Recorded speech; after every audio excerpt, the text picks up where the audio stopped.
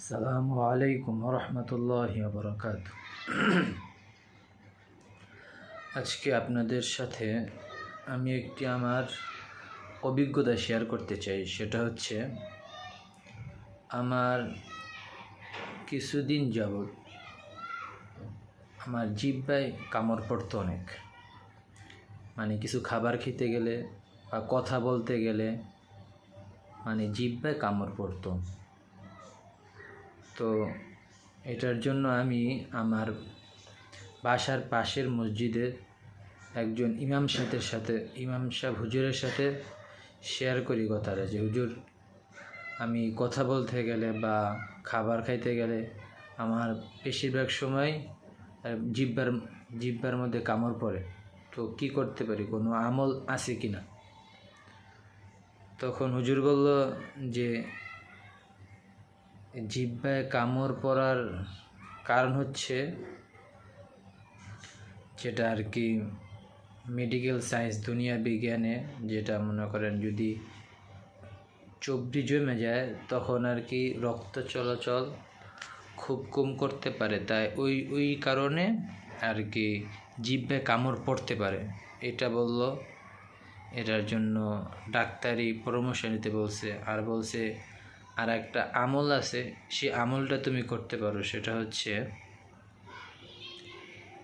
সকাল আর বিকাল 133 বার করে ইয়া সালামুন, এটা আল্লাহ তাআলার নাম।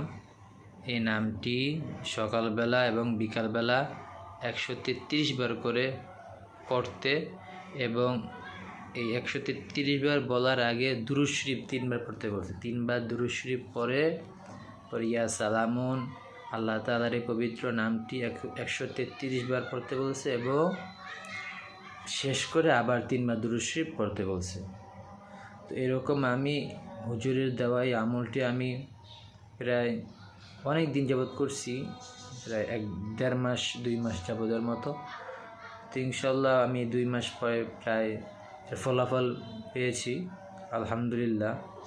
আমার জিহ্বার মধ্যে এখন বেশি কামড় পড়ে না এখন আর আলহামদুলিল্লাহ আমি এটা থেকে মুক্তি পেয়েছি।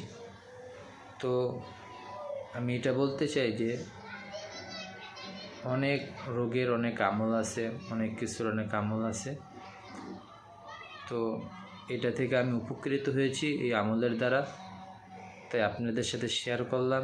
যদি আপনাদের কারো যদি এই রোগটা দেখা দেয়, জিহ্বায় কামড় পড়ে বারবার, তাহলে আপনারা এই আমলটা করে দেখতে পারেন। ইয়া সালামুন 133 বার করে পড়তে হবে। প্রথমে 3 বার দুরূদ শরীফ পড়বেন, পরে ইয়া সালামুন 133 বার পড়া শেষ হলে আবার 3 বার দুরূদ শরীফ পড়বেন। এই আমলটি আপনারা করে দেখতে পারেন। আসসালামু আলাইকুম রহমতুল্লাহ।